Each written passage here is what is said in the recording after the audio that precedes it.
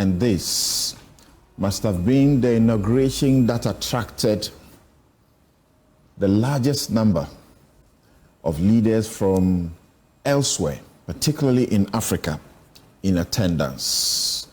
Bola Tinubu, Paul Kagame, William Ruto, Julius Maada Bio, Goodluck Jonathan, former president of Nigeria. There were as many as 21 of such leaders, about 24 envoys, and the list was tall.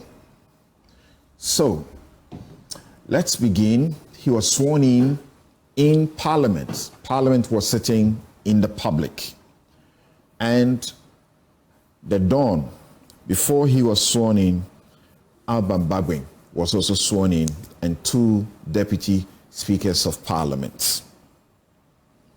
There has been criticism that the president issued a statement mandating the NDC majority to vote or nominate Alban Bagwin as the speaker, and that some professors say this is not good for the democracy. Parliament is supposed to be a check on the executive and is supposed to be seen to act independently. So, what do we say about all that? I guess in the studio, Joyce Bar-Muktari is a lawyer and special aide and spokesperson, the John Mahama 2024. We are very grateful to you that you make the time to join us the second time. But by her is Professor Kofi Abochi, Dean, UPSA Law School, and Managing Partner, Axis Legal Solicitors. Then we have Hajia Rabi Salifu, who is a National Deputy Communications Director of the New Patriotic Party. Joining us via Zoom, Professor Kweku Asare, Fellow, CDD Ghana, and D&D Fellow for Public Law and Justice. Oliver Bakavomo, Constitutional Rights and Policy Strategy Advisor of the Democracy Hub. Ladies and gentlemen, thank you once again for making the time to join us on Newsfile this morning. Thank you. Thank you. Right. So let me begin with Rabi. What did you make of how Parliament eventually got composed and the criticisms of what appeared to be the president's intrusion overtly, right? Mm-hmm. All right, into the process? Thank you very much, Samson. And then I wish to say a very big thank you to you, your producers, and all team members here. And also a very good morning to my big sister and a very supportive person, Hajia Fatima Abubakar. I am a very religious follower of your program, Newsfile. Thank you. You are in good company. Very illustrious. Very religious, of course. And then last week was my all-time favorite because of the paneling you did here. I was home and I watched from beginning to the end, and I had to even have a replay on that. And then it was really nice. So I want to commend you for the good work you're doing. Thank you. And also all women who are actually making inclusivity very useful in the country. Now we have it at the very top. We do, Vice yes, President. we do. And then by that, I want to congratulate my sister here in the studio. At some point, I was asking myself if TikTok had signed a contract with her to be very visible on it. Yeah? It's a buzz. Everybody loves it. That's fine. So we actually all, both political parties, right, went strongly prepared. However, Ghanaians said yes. Dr. Mahmoud Bawumia, Your Excellency, we do appreciate what you are telling us. We have gone through your policy proposal. However, we want you to go and rest for a while and come back. Then to the NDC, they said yes. Interesting way to put it. They said yes. we have looked at yours too. You were here. We said no by your actions and inactions. This time round, we want to try you again. So the biggest lesson here is, I am very proud of Ghanaians that if you don't watch your posturing, if you don't pay so much attention to what the masses are saying, and if you don't calm down to their level, they certainly will show you the exit. So from His Excellency Dr. Alhaji Mahmoud, for example, Bawumia, if we say investigate the 2020, killings at the elections, and you completely ignore us, death. But that is not also to say they weren't massive achievements by the government. That's fine. I think Ghanaians expected a sweet balance. We're going to the inaugurations now. Sure. Ghanaians expected a sweet balance where we could have, yes, you are doing so well. Over 12,000 or about 12,000 kilometers of roads, the ambulance services, the free SHS, among others. We do appreciate, but they expected what you are talking about. So they said, yes, NDC come again. And I want to say a very big congratulations. Someone will say rather that the Ghanaians were saying, sorry, we regret our last decision. So John Mahama, come back. That's what they said. Discretion on opinions. You can say. Do you fault the president for mandating the members of parliament, the NDC supermajority, whether you like it or not, I wouldn't, to vote the speaker?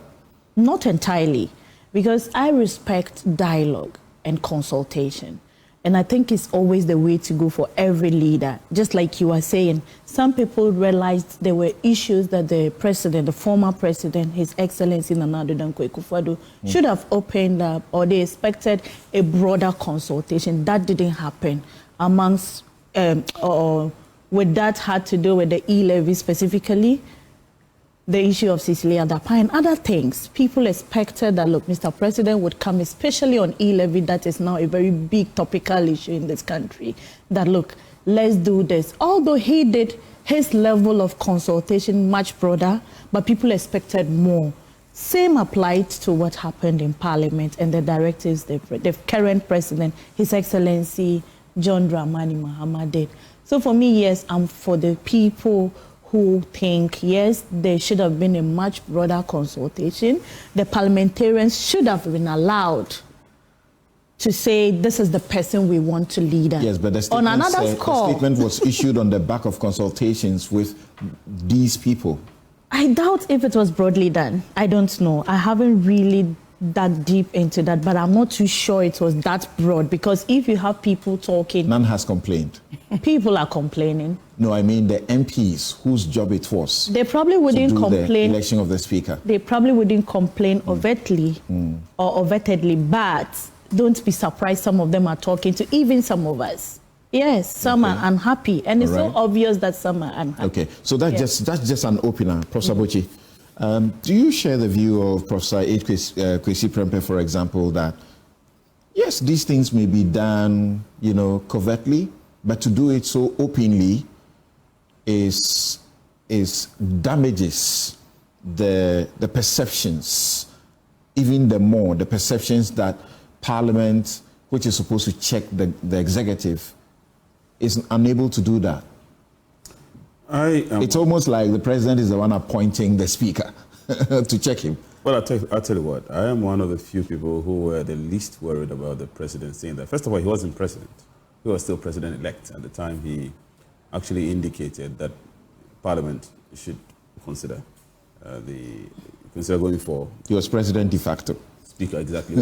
No, I'm just saying he was elect at the time. I get that. But I'm just saying I was one of the people who were least worried, because the reality is that presidents do lobby Parliament. It is a reality. It is a reality, and it's a reality the Constitution even endorses, that you should have checks and balances, and part of the checks is that the executive can have a certain degree of influence over Parliament.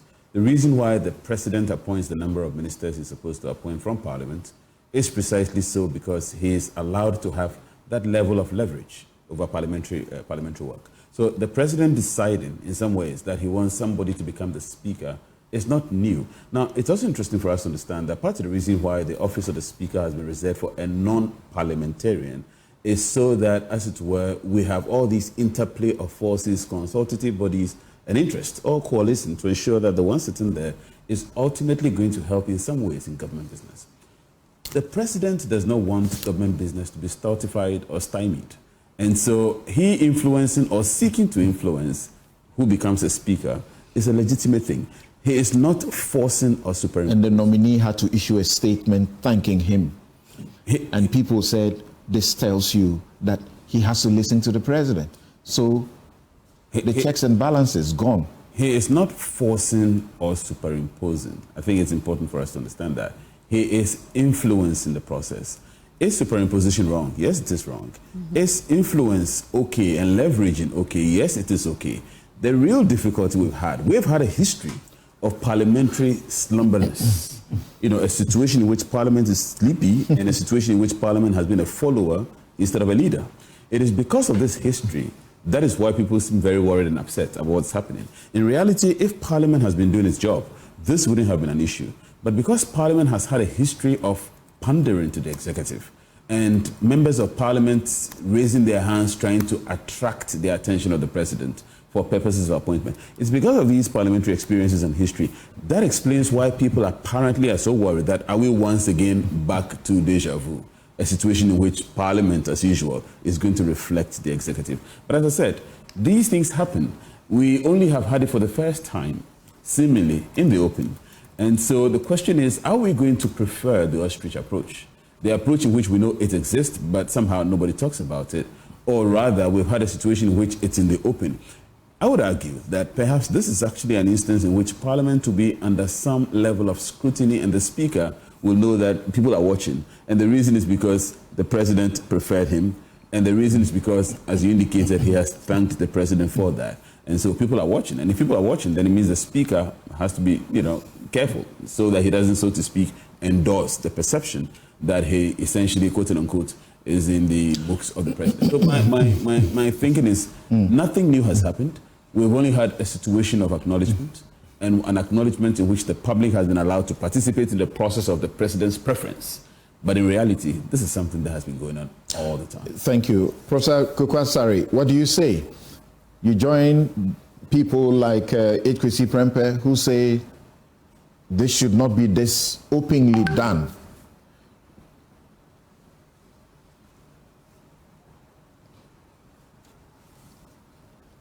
Hello, Prof.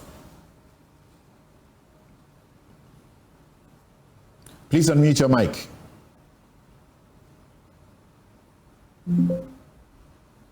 Hello? Yes, you're on. Good morning, Samson, and also good morning to your panelists. Thanks for having me. It's been a while. Happy New Year.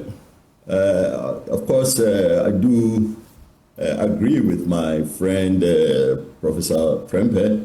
Look, I don't understand why we feel obliged to insert the president into any of our constitutional provisions. Article 95(1) is given in very clear forms. Members of Parliament shall elect the Speaker of Parliament.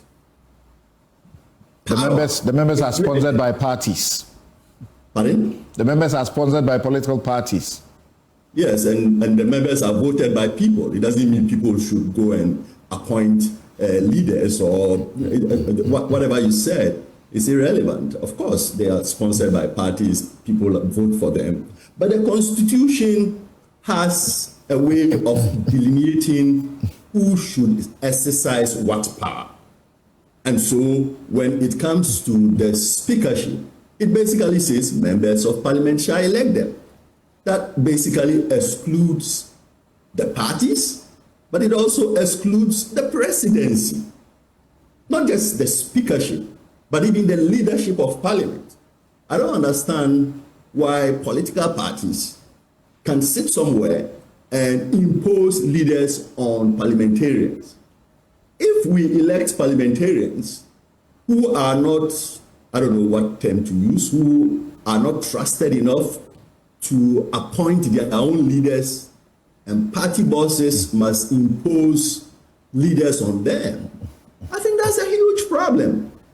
And this problem is not limited to what we are talking about. By the way, you know, I've had severe problems with the way we even think about constitutional amendments, where again it says Parliament shall have the power to amend the Constitution, and somehow we figure out a way to insert the president in there. And then while we do these insertions, we are quick to say the president has too much power. Well, who is giving the president too much power? We are the ones giving him too much power by saying, well, he can lobby, and because he can lobby, then there's nothing wrong with officially communicating that this person should be appointed speaker. There's a way of doing it, as Professor Bochi was saying, by just doing it in the background. And as a citizen, he has that right to do it in the background. But we have to, rules are rules, as some people would say. So you admit that it is impractical that the president will not be involved in the selection of the speaker? Well, I mean, of course, you know, he's a citizen and he can call somebody and say, well, I think this person should be the speaker. Donald Trump has been doing that. You know, the Congress, they may or they may not listen to him. But it is the prerogative of Parliament and Parliament alone to decide who the speaker is.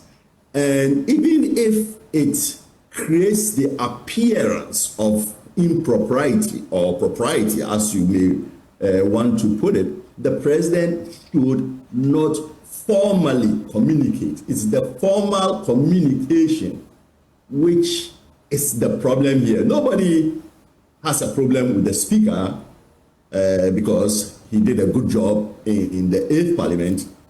Nobody has a problem with the president lobbying in the background. The issue is, if we are not careful, then we create the impression that it is the president who has the power to decide who the speaker is. All right. And obviously, we know that can't be correct because supposing you have a president who has fewer members in parliament, then the president really has no choice who the speaker is going to be, because the majority in parliament is going to elect someone other than who the president prefers. Well, that should tell us that the decision as to who the speaker should be is not the president's to make. Okay. Thank you for your opener. And Article 95 is about the speaker, and it says, 95.1 says, there shall be a speaker of parliament who shall be elected by the members of parliament from among persons who are members of parliament or who are qualified to be elected as members of parliament. Speaker Bagwin was elected, the speaker, one more time, and then Bernard Ahiafo was elected the first deputy speaker, and then you had Andrew Esiama also getting the opportunity one more time to be a deputy speaker. He's the second deputy speaker. So Oliver, practically we are just playing the ostrich, isn't it? If we say don't do it, you know, openly, but do it quietly. Really, I think. I mean, I am agreeing with the view, particularly in this instance, where a letter was issued saying, and using the word mandating members of parliament to appoint the speaker. I think that the bigger problem goes to even in terms of how parliamentary leadership is composed. We elect members of parliament from 7 December, and by the 9th particularly, we know who the elected persons are. Already from that point in time, individuals elected must begin to caucus and determine who their leadership is. That leadership can embark on a conversation with their party, with their elected president, if their candidate wins, and even other stakeholders as to who they think, in a way of achieving some level of broad consensus across the board, who that person should be. That process is healthy for our democracy, and the fact that there's a lobbying process or persons may have different views should not necessarily be viewed as one and the same when a letter is issued saying that after consulting, I have mandated you to appoint. I think it diminishes the front role that parliamentarians ought to play in the process. Do you suspect that Penyomaking may be right that something occasioned that public, sort of command to the MPs? Well, to be fair and to be true, I think that the president has been elected with an overwhelming mandate, that he's not struggling to impose that mandate on his own MPs. And it shouldn't be made to seem as if that the president felt that this is the only way in which to check the members of parliament and felt the need to do that. I don't necessarily think so. I can't hazard a guess as to why the statement was issued, but I also don't want to speculate that because the president felt that he would be disrespected and that his wishes may not carry through. Far from it. The view that bargaining has been popular is not something that anybody discounts and is not in doubt per se. But there's also an issue that people have raised and have seen, which I also agree with, that the Speaker, Right Honourable Bagwin, issued a statement on official letterhead of Parliament accepting the proposed nomination of the President. And I think that is also a bit concerning to me, that that statement will come from official letterhead of Parliament rather than an individual letter. But these are things which, again, it's only for administrative propriety that certain things are ironed out and straightened. But the conversation is healthy, I think. Right. Okay, so now let me come here to the studio. So you from where you said this should never be repeated? Yes, I think the statement should not have been issued. I think parliamentary leadership should say, we have consulted widely with the president-elect, with our party, with other stakeholders, and we have come to this view. That is fair. They should take the initiative and drive. And we must recognize it as such. Can you imagine what will happen? What will happen to the moral authority of a president if his preference is ignored in the parliament?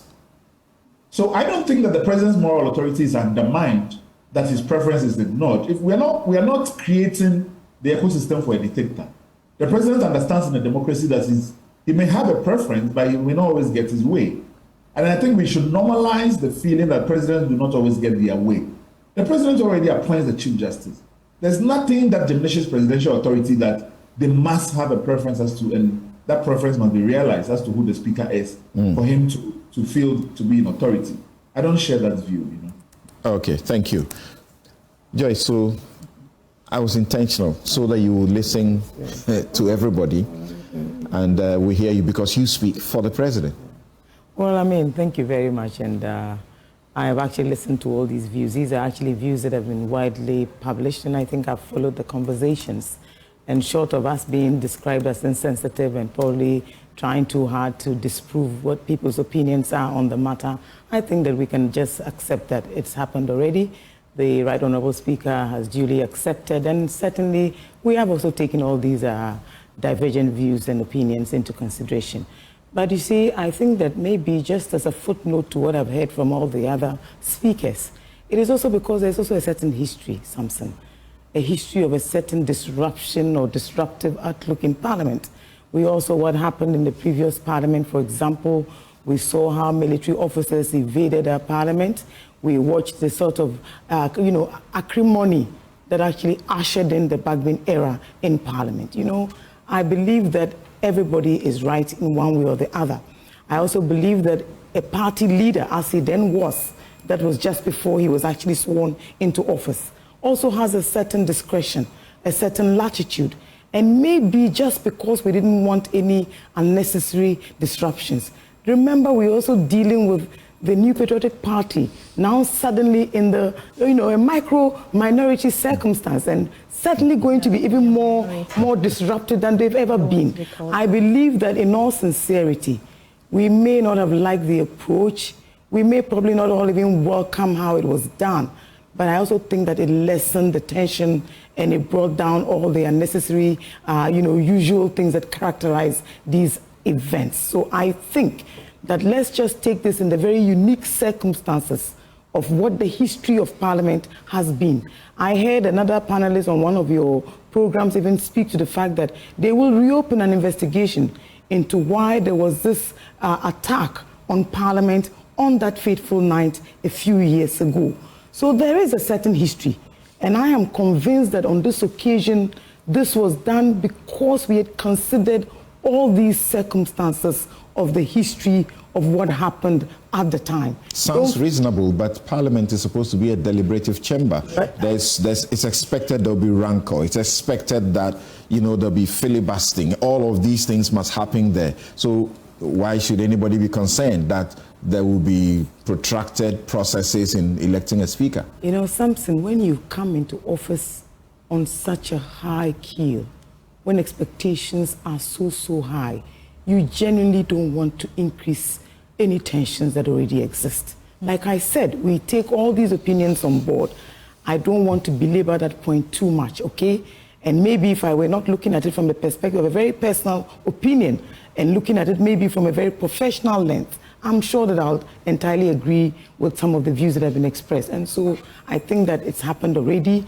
Let's say congratulations to our members of Parliament, and whether or not it is indeed the case that the separation of powers is as clear as we all want it to be, or as the Constitution enjoins us to think. We do know that in the background, in the back rooms, these conversations take place. There's a lot of horse trading, there's a lot of negotiations, even on who becomes first deputy, who becomes second, who sits with who. There's a lot of these things. Maybe we took transparency to another level by literally just communicating that this is my viewpoint, this is where I sit, and this is what I want you to do. So maybe, yes, in the choice of words may have sounded a bit too, instructional, etc. I probably would want to just say that on this occasion, we take all these views on board. But there's one thing that we forget, that the entire citizens are probably not even literally too bothered about this. They are. And so maybe in future, who knows? But I believe that there's also a history to why this had to happen this way. And so we take all these views. Thank you very much. You're still here on Newsfile. This is your most authoritative news analysis platform. And our stellar guests just had their openers on the election of the Speaker and the Deputy Speakers, the inauguration of the Parliament of the Fourth Republic, the 9th. Now, let's get to the swearing in for John Dramani Mahama and Professor J. Nana Opoku Agyemang. What were the highlights for you? Let's look at briefly. We will go into the meat of it on the top of the hour. So, yes, Prof, start with you. The highlights. Well, first of all, the biggest highlight is that we scaled the day. That's the biggest highlight. The fact that we continue doing this, we are normalizing it, and we're getting to a point where it's beginning to look almost normal, and people don't even realize or pay too much attention to the process. Was anybody ever in any doubt that this will not, happen and pass smoothly? Well, few people were in doubt, but it just may not have happened. We don't. Again, perhaps 1979, how many years already? 1981, sorry. 81. How many years already? 40-something years already. But it's not in the distant past. And the point I'm making to you is it takes one military adventurer. It takes one false step. And a country suddenly will have to recalibrate itself and be careful about things. So the point I'm making is I'm grateful that we have taken it for granted, that we all know 7th of January was coming, and it was coming to pass, and it did come to pass. So the biggest highlight of the moment is that 7th of January has come to pass, and Ghana has once again stood still and stood together, and we're moving on. But beyond that, I think the other highlights laid in the president's message. I think the president's speech contains 4 key aspects of what I consider an inauguration speech should have. And I'll list them as follows. The first one is that I think an inauguration speech should mark a moment for a fresh start. The second one is that a speech should be a moment of reckoning. That where do we stand, and therefore how do we move forward? The third one is that a speech must be a statement of a vision. What is a vision? What are you selling to us?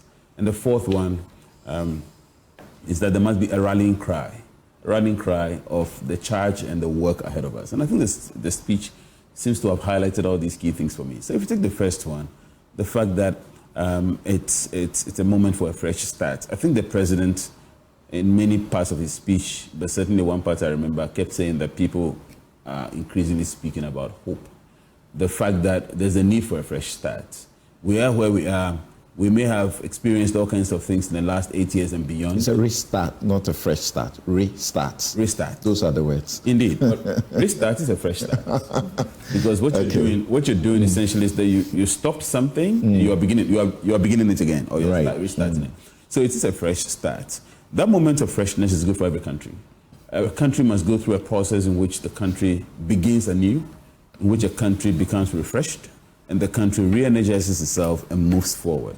I think an inauguration speech, the whole essence of inauguration, the fact that you are starting something new, should signify or signal that moment for a new start. And I was about to say fresh start again. And I do hope, Joyce and the NDC doesn't say I'm changing the restart and the fresh start. But, the moment for something anew.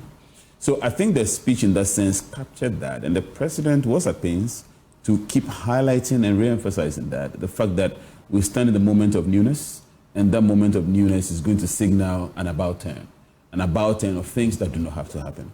I think it's imperative in this case to say that it seems that a lot of the members of the MPP themselves realized that some things just did not go right. And I think at some point, perhaps there should have been more listening to the public, listening to Hajia, for instance. Hajia did mention that it does seem that perhaps more consultation or deeper consultation should have been done, deeper listening to the public should have happened. It appears that there was a cleavage at a point in time between the governors and the governed, and some things were pushed through regardless of the public sentiments of things. And the Ghanaian public have shown that when they're tired of things, they stop talking. And when they stop talking, that is the most dangerous moment for every government, because then they are waiting for a decision moment. Fear delegates. Well, perhaps. So the fresh start moment, it signifies that. But the second point, which has to do with the reckoning, and I think the president's speech again touched fundamentally on this. He spent a lot of time trying to recap how things haven't gone right, and how much of a difficult space and place Ghana finds itself. I think as a country, very few people, whatever the political divide and persuasion is, very few people will deny the reality, and the reality of the fact that Ghana is not in a good place. The fact that we're sinking under a high debt burden, the fact that corruption remains rampant, regardless of the evidence people may not be able to produce, the fact that the cost of living is astronomical and killing of the average person, and the fact that as a country, we appear not to be getting things right and we're losing our way. So he said we will focus our initial efforts on 4 critical areas: economic restoration and stabilization of the macroeconomic environment, improvement of the business and investment environment, governance and constitutional reforms, and accountability and the fight against corruption. So you just summarized that. Correct. Thank you very much for that. The fact that he appears to have recognized and identified the key drivers and levers that will move us out of that. And I'll come to that in my third point on the question of vision. But at this stage, the question of reckoning, the difficulties we have, the fact that corruption remains a problem, including what you highlighted earlier, and some things you mentioned in the speech, the 2020, I also West Wuogon election. I said West Wuogon because I was on the commission. General election. But the 2020 difficulties to the general election, for example, the fact that a whole commission was set up, the fact that the commission, and I'm saying this because I was on the commission, the fact that a commission was set up, the fact that the commission came out with recommendations, and the fact that 2/3 of the recommendations have not been implemented. We spent money on that.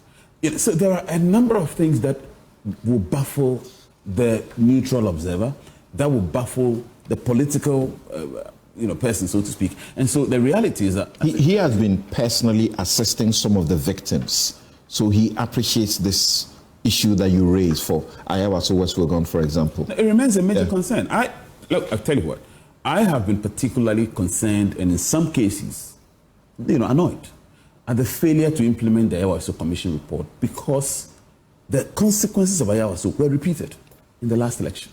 They keep getting repeated or being repeated from election to election, and they are low-hanging fruits every government can implement that will resolve matters. I would recommend that the Ayawaso Commission report should be looked at and fully, or at least substantially implemented. It will solve a lot of the problems. So in terms of reckoning, the president's speech appeared to have realized or recognized the fact that Ghana is not in the best of places. Indeed, the quantum of electoral percentage win that he had itself was a statement to the fact that Ghana was in a good place. Because if we are transitioning from a former government to a new government, and the new government got such a big mandate. It's a logical statement of the fact that the former government hasn't done that well. If it did that well, you wouldn't have that quantum leap from that former government to another government, not of the same party. So in terms of implicit statement, the election itself spoke volumes, and the president was merely endorsing and recognizing the fact that we aren't in a good place. That's for reckoning. And then the third one being on the vision, which is what he listed. He listed the 4 key critical areas, from governance reform to business, the business climate, to combating and fighting corruption. I think one thing the president appears to have done very quickly is to realize that Ghanaians watch from day one. And I think as Ghanaians watch from day one, correct me if I'm wrong, but I think oral was established before even the president was inaugurated. That's right. And that became some bit of a contestation. People were even asking, what mandate he had at the time, and they indicated that, look, this is just a preparatory. It's a statement of what is coming. But I think clearly there's an increasing recognition that the statement on corruption cannot be used as a political trump card, or as a political trump card which is not intended to be followed on with, or by way of implementation. The NPP, for example, in 2016, made a lot of, so to speak, political capital on corruption. Yeah. Ghanaians expected action. Between that time and now, it appears, and the average person will say, that corruption has rather grown in leap and bounds. So instead of rather scaling things back and making progress, we appear to have accentuated or rather worsened the difficulty of the challenge. It seems the president appears to have himself learned the lessons of his former office, because he was a former president. So having been there before, having paid a price in 2016, having had the chance to come back. Some say that's an advantage to him, that he's been there before. Have one advantage perhaps no other president in the history of Ghana has had before. Because no president in the history of Ghana has had a political vacation. He appears to have had that. He was in office, then he had a vacation.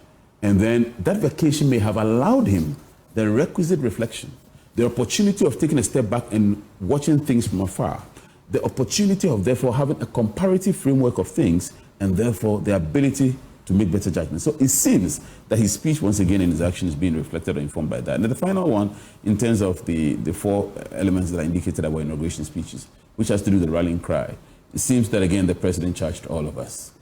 And I would hope that from an implementation standpoint, Ghana moves a bit away from the us and them. I think we have seen too much of that in the past.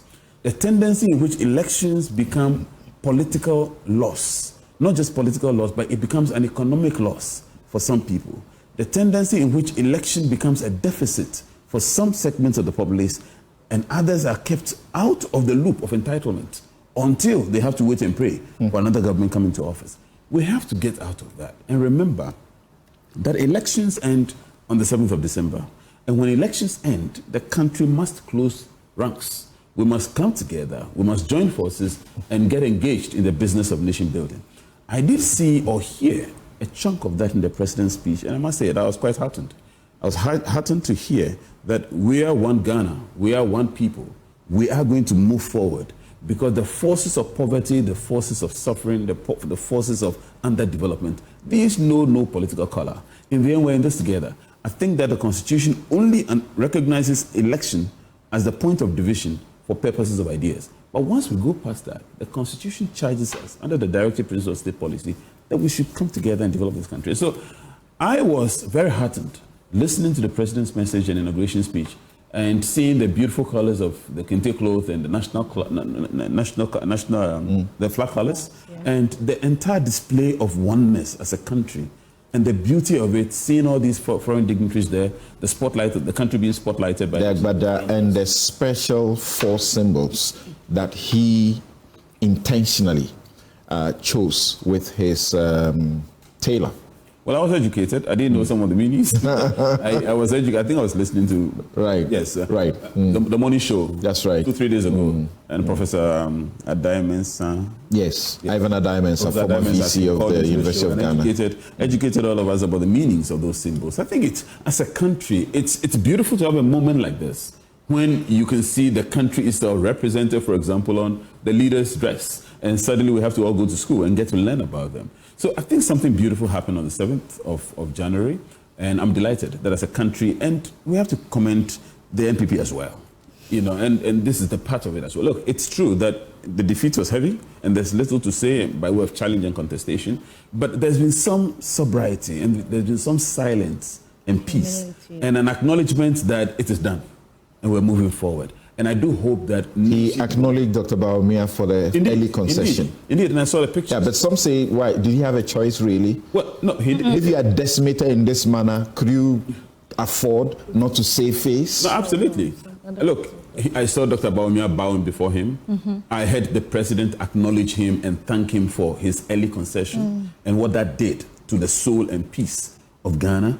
There was an acknowledgement of political maturity on stage. Now, mind you, we had so many heads of state who were there. That's right. There are many African countries. 21 of them were watching on. 24 envoys. And I'm confident that many of these leaders will go back to their countries and suddenly they will try and mimic some of the things that they saw. So what we saw on the 7th was a demonstration and acknowledgement once again of a Ghanaian maturity. We have always been worried prior to election. We've always come out feeling proud.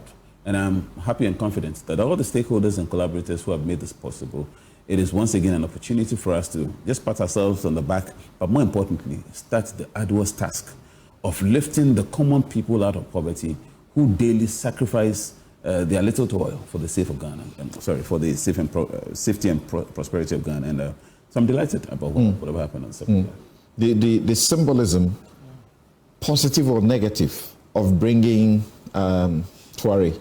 I think it's absolutely positive. Now, I'll tell you something. First of all, the inauguration was a celebration of democracy. But how do you change non-democrats to become democrats? By showing them an example.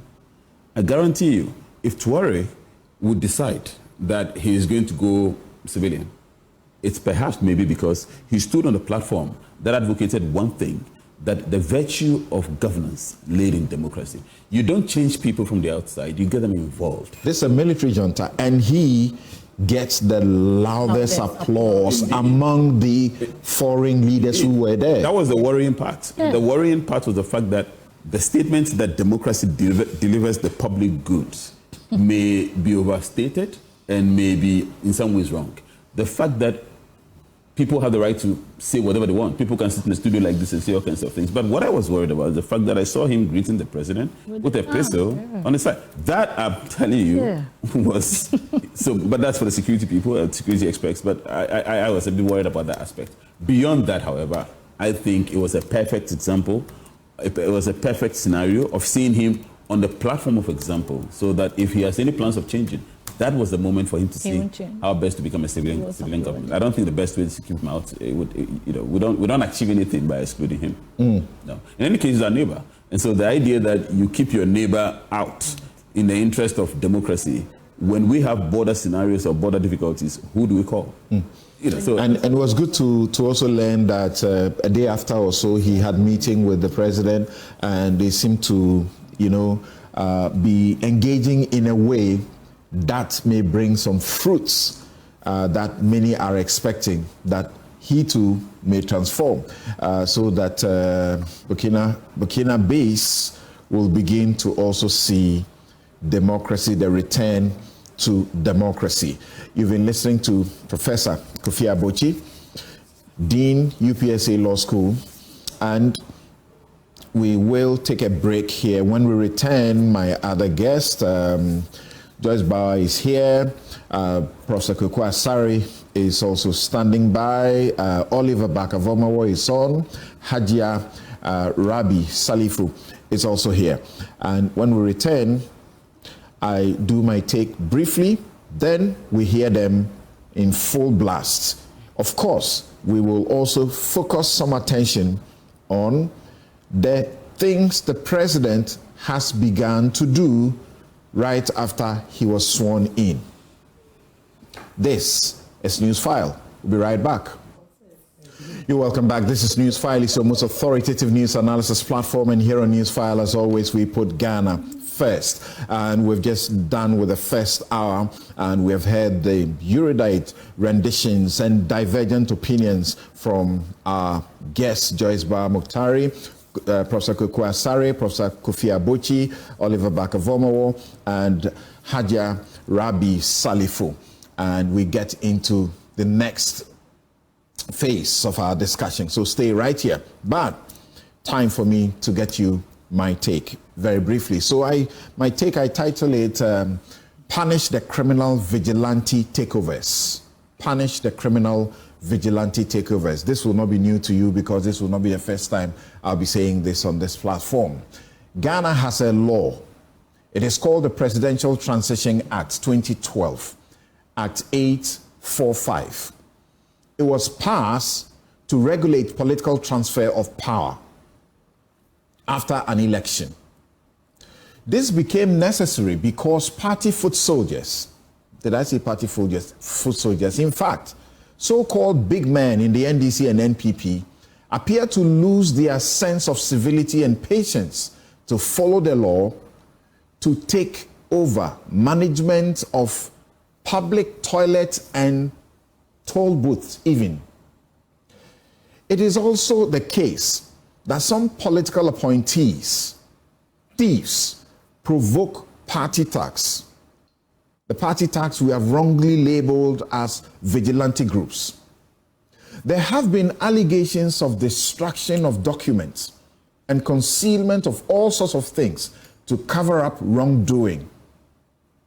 Yes, even high-rank officials faced unusual accusations of stealing fittings, including carpets, and the famous and politically connected court allegedly changing the identity of an expensive state vehicle in a garage to keep it. In 2017, the NPP-affiliated Delta and Invisible Forces besieged offices and openly terrorized their victims. They even attacked a court to free their members standing trial, but they were treated with kid gloves for their felonies. The rampaging foot soldiers invaded and locked up offices at the Tema port and in other regions. The NDC thugs are visiting same places today. We were told to shut up when we condemned the criminal conduct. Party chairman, a trained lawyer who has risen to become a deputy speaker of parliament while an MP, joined the rather reckless leaders and members in defending the thuggery. Quotes, they are defending state property, end quote. We were told by Freddie Blay. One other chairman of the party, Kwame Bafo, alias Abronye, led a team to seize cars on official instructions from the Jubilee House. The NDC, whose officials suffered the indignities, are today encouraging and sponsoring the same wrong. The party thugs are all over the place, and in some cases led by a party chairman, Joseph Yamin, to disrupt and imperil legitimate and official gold transaction. They are locking up offices and official residences. In the Oti region, they mistook 3 Catholic priests, missionaries from India, for thieving public offices and beat them mercilessly on completely false allegations. It is surprising these people, who were later led by party officials to apologize, have not been arrested to stand trial. These thugs don't have to bear names like the Azoka Boys or Delta Force before they can be dealt with by the state. It is not only group conduct in vigilantism that is criminal in Ghana. Their very acts are proscribed by the Vigilantism Act 2019. Threat of harm, threat of death, assault, trespass, and damage to property are all arrestable offenses in Ghana. So, why are the police looking on and acting helpless despite complaints by MPP officials? President John Mahama has issued a general condemnation of these acts, but that's not enough. Sir, call the Yamins and the Basantalis and their boys by name, and it might bring the results we seek, an end to this impunity. I was lawyer for Kofi Adams when his home was besieged, trespassed, and his cars were seized without basis, absolutely none. We got the cars returned. I have represented YEA staff employed by MPP and sacked under NDC. I have also represented YEA staff employed by NDC and sacked by NPP. I've done same for high-rank officers upon change in government. Just when will the circus end? By Section 14 of the Transition Law, the following appointees lose their jobs upon a change in government. 1. The persons holding office under the Presidential Office Act, 1993. 2. Ministers and deputy ministers of state. 3. Regional and deputy regional ministers of state. 4. Special assistants, special aides to the president, to the vice president, and to the ministers of state, deputy ministers, regional ministers, and deputy regional ministers. 5. Non-career ambassadors and high commissioners. 6. And finally, persons appointed by the president or a minister of state as members of statutory boards and corporations. But there's a caveat there.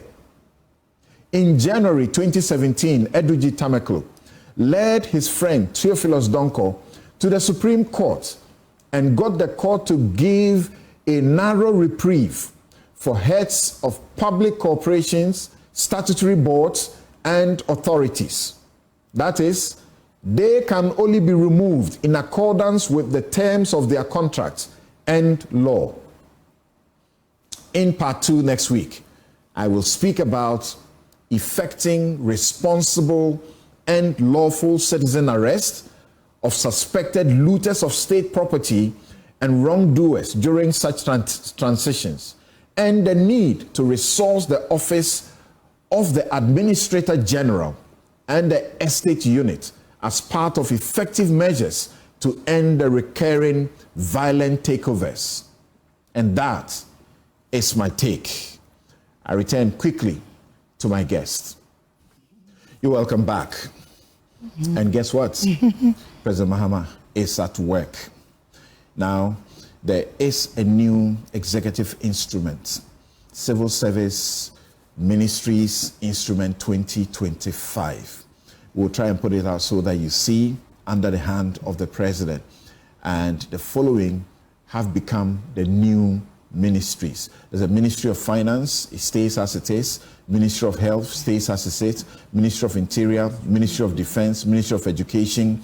Then, get this, Ministry of Energy and Green Transition.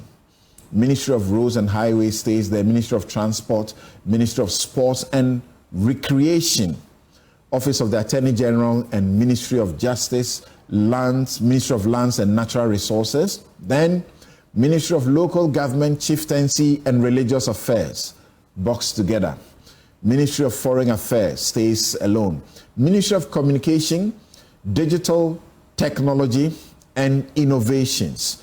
Ministry of Environment, Science and Technology stays there. Ministry of Youth Development and Empowerment. The president mentioned this, that he was going to make a dedicated place, create a dedicated place for youth development during his campaigns. Ministry of Works, Housing and Water Resources stays there. Ministry of Gender, Children and Social Protection. Ministry of Tourism, Culture and Creative Arts. Ministry of Labor, Jobs and Employment. Ministry of Food and Agriculture. Ministry of Fisheries and Aquaculture.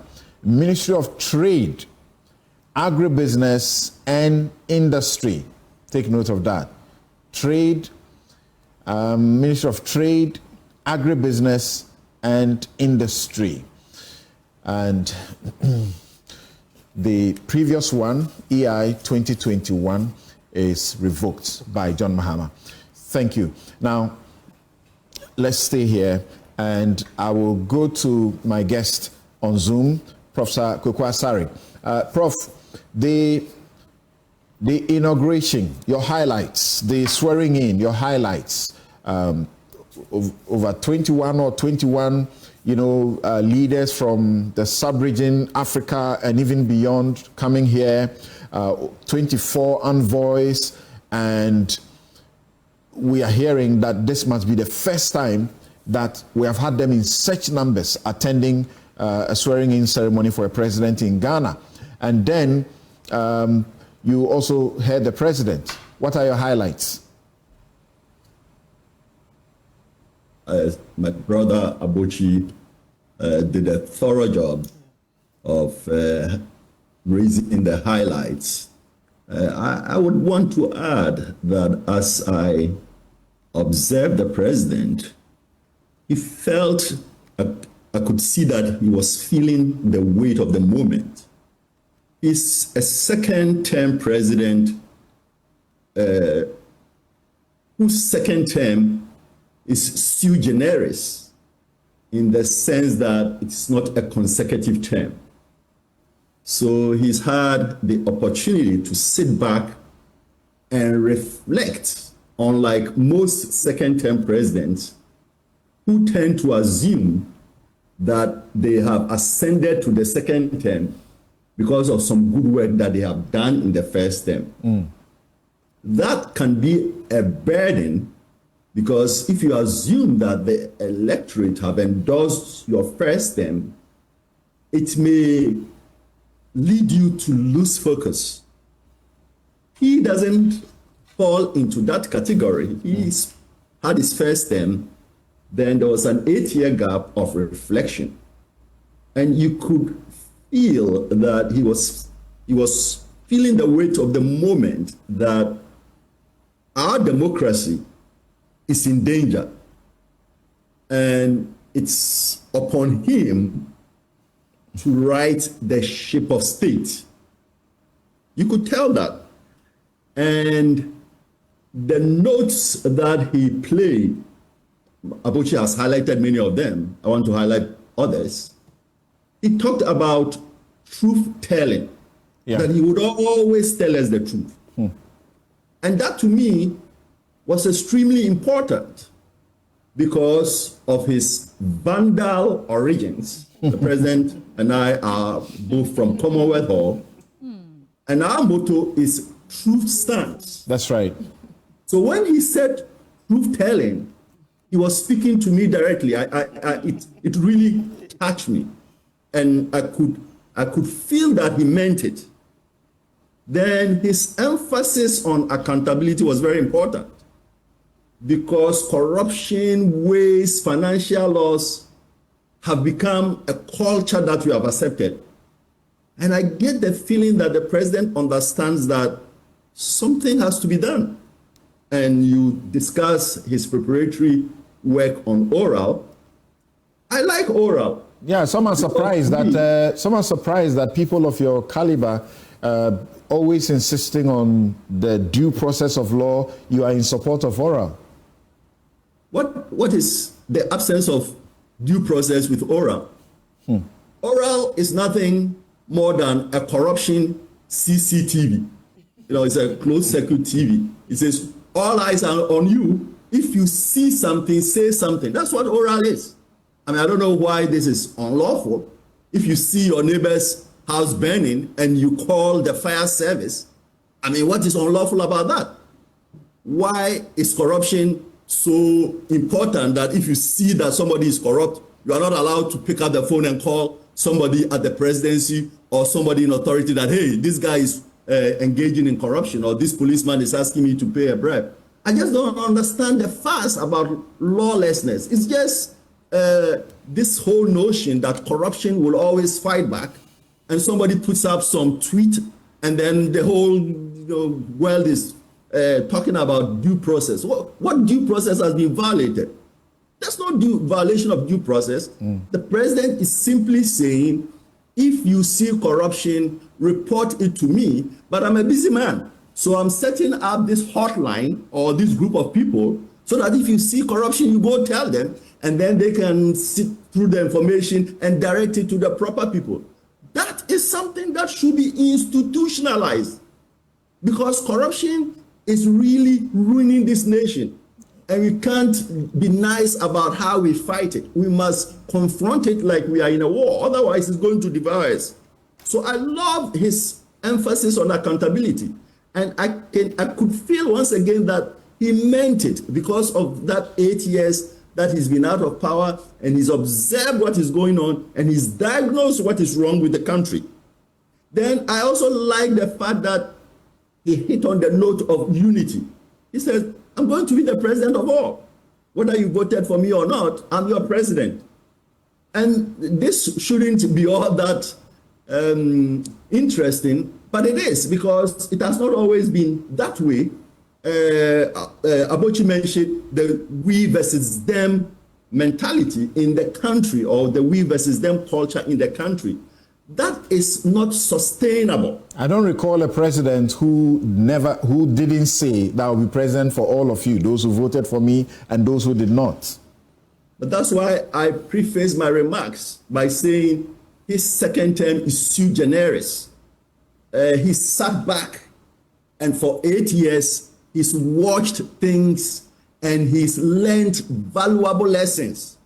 And so when he says something, that's what I'm saying. It means more to me because of the reflection that he's had that most second-term presidents don't have. And so when he hits that unity note, it's because he probably has understood that unity is a problem. And you just talked about the executive instrument that is issued, reducing the ministries from 30 to 23. I mean, my memo to him, I don't know whether he read it or not, was that it should be 20. But I take the 23, it's good. It's close to 20 than 30.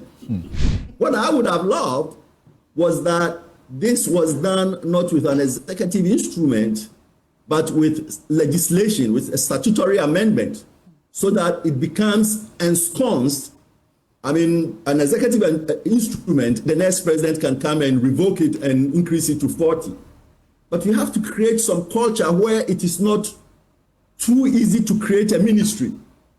You know, the fact that the president can just come and by the signing of a paper, he create 5 more ministries, that should belong to the past. A ministry is something that requires logistics, personnel, and so on.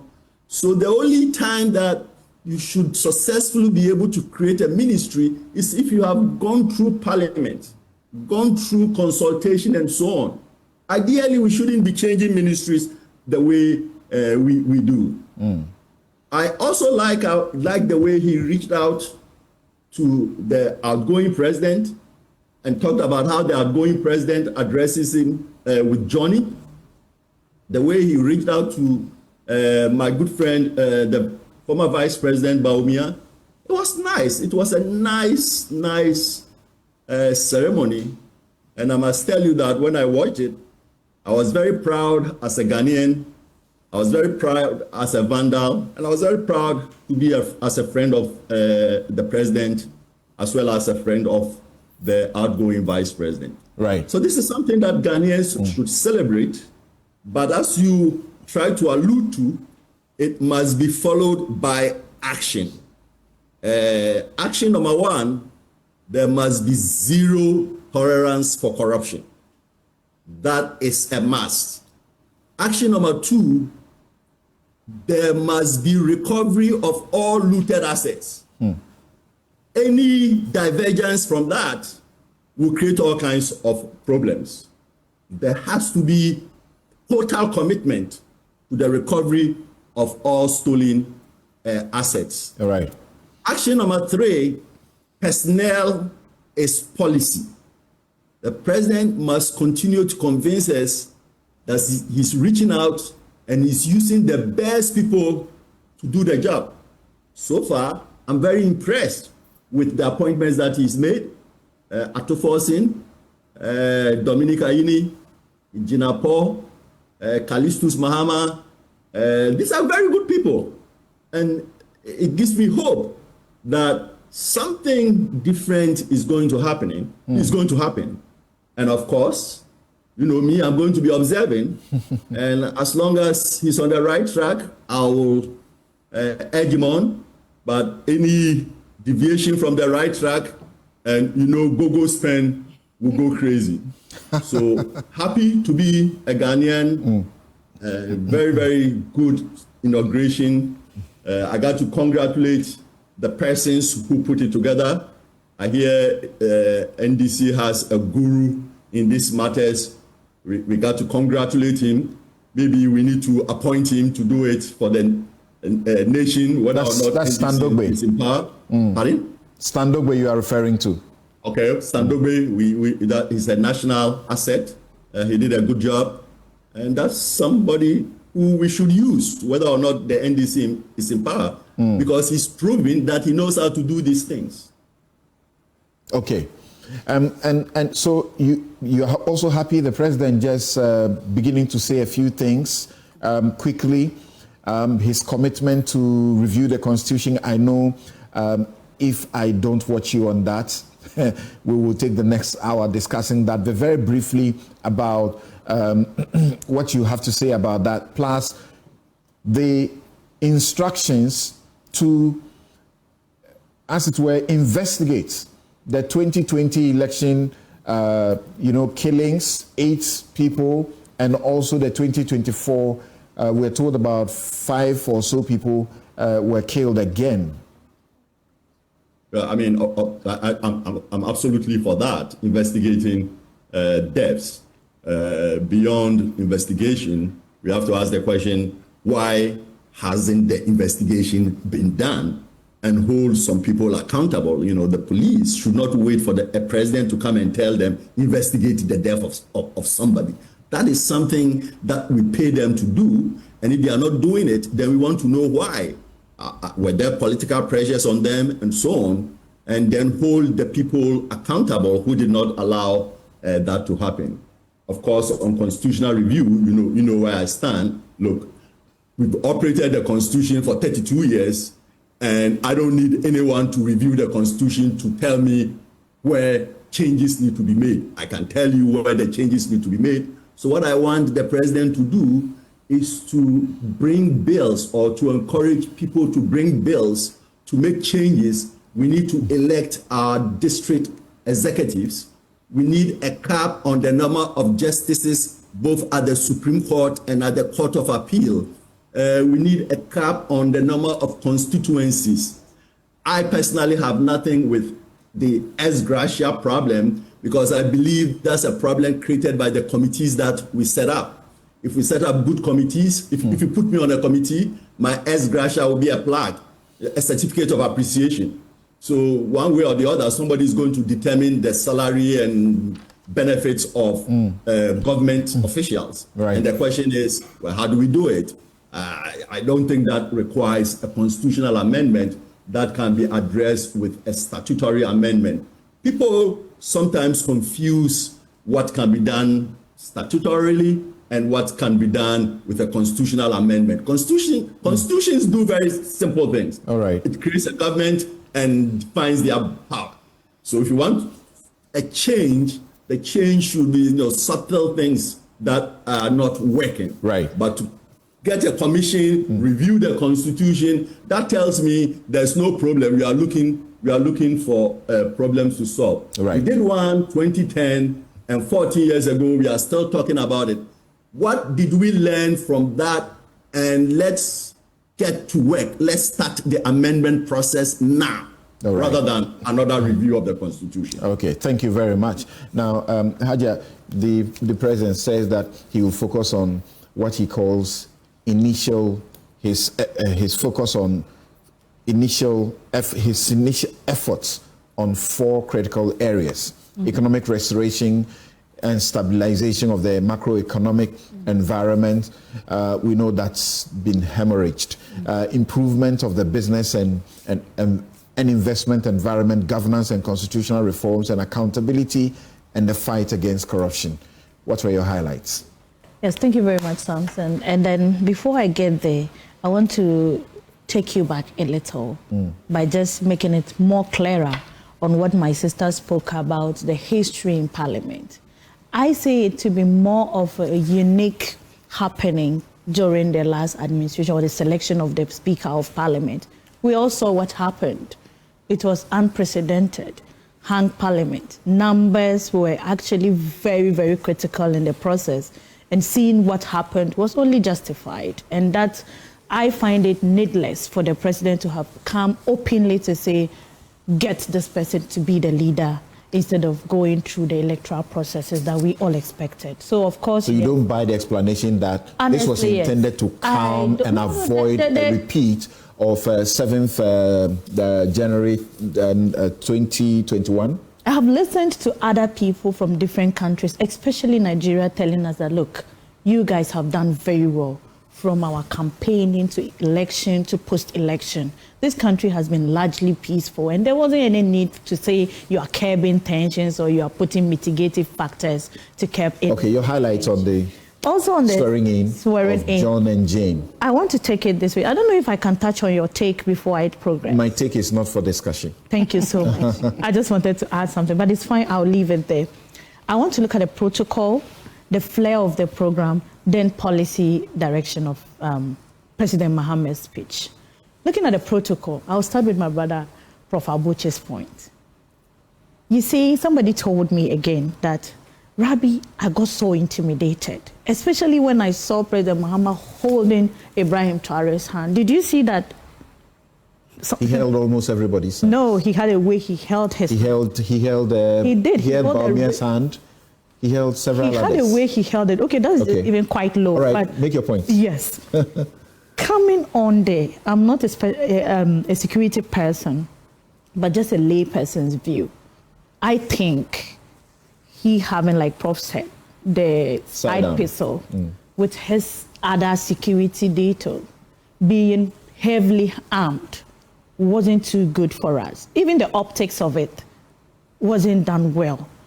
Now, the question is, what conversations went on between the national security, between the new government, and also, to some extent, the existing structures or systems, security-wise, that we have in this country?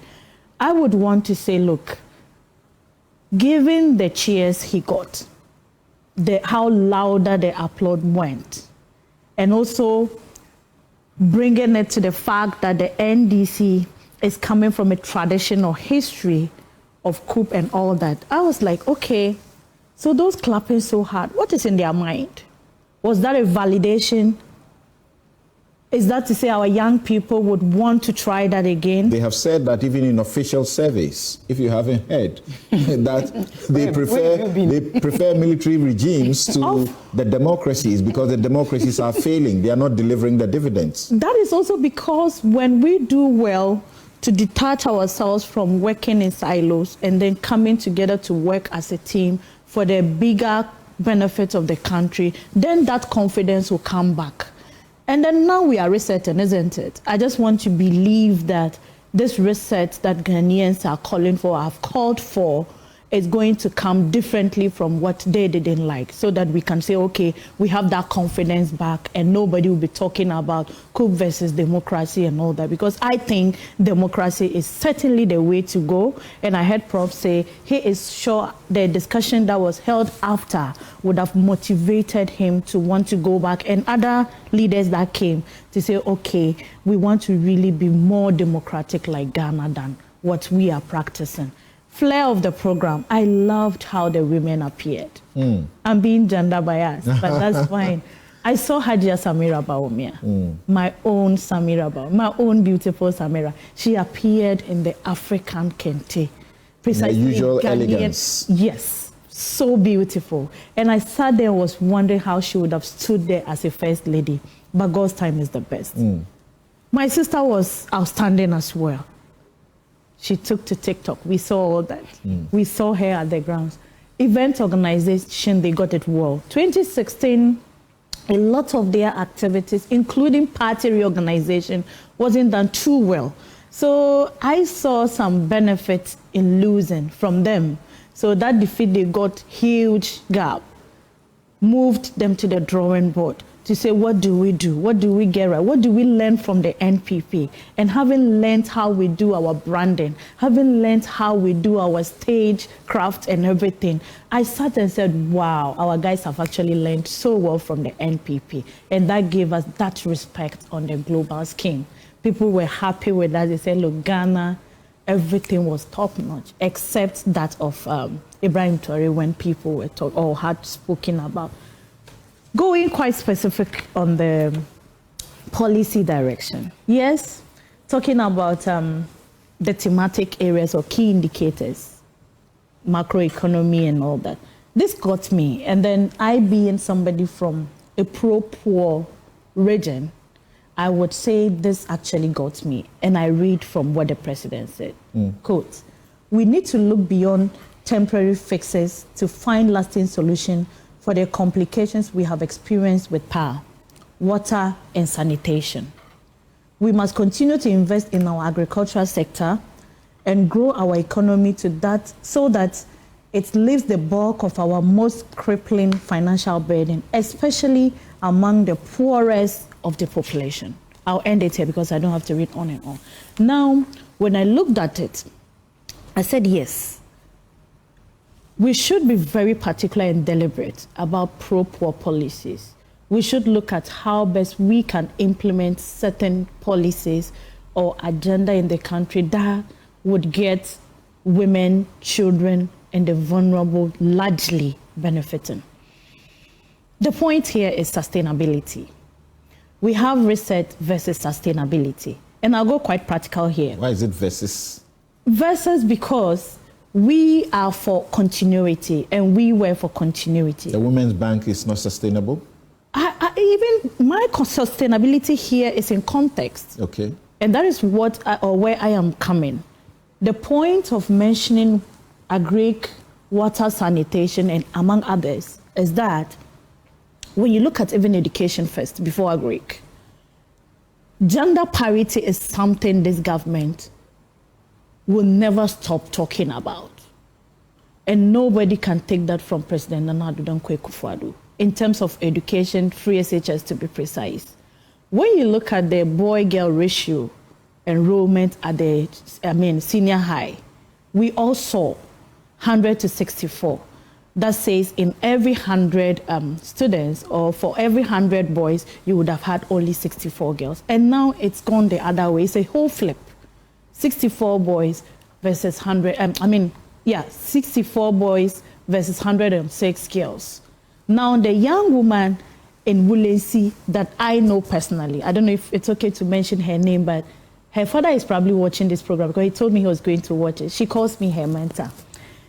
She got to come to Wesley Girls. I'm sure my sister went to Wesley Girls. And Wesley Girls is a school that every woman would want her girl child to go. And we all have seen the products of Wesley Girls in this country.